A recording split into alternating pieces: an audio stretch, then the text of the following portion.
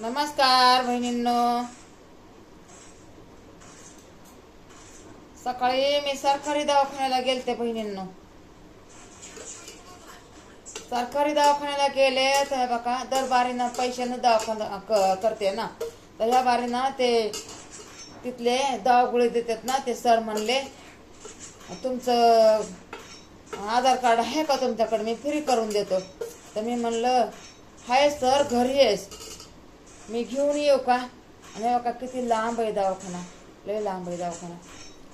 तर बघा 100 रुपयाच्या बचत करण्यामुळं मी घरी आले, आधार कार्ड हुडकिलं, घेऊन गेले पावसामध्ये आणि दाखवलं त्या सरला. तर मला म्हणले जावा 14 नंबरला जावा, 14 नंबरला जावा.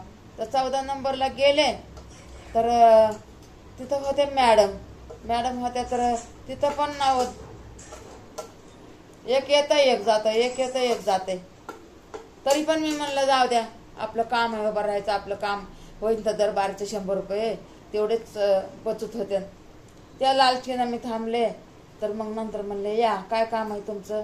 तर मी म्हणलं ते सर दवागोळी देतात ना, ते सर म्हणले तुमचं फ्रीमध्ये होईल, तुमचं आहे का आधार कार्ड.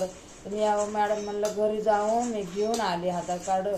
तर नंतर म्हणतात ते आधार कार्ड बघितलं, नंतर म्हणतात नाही तुमचं नाही का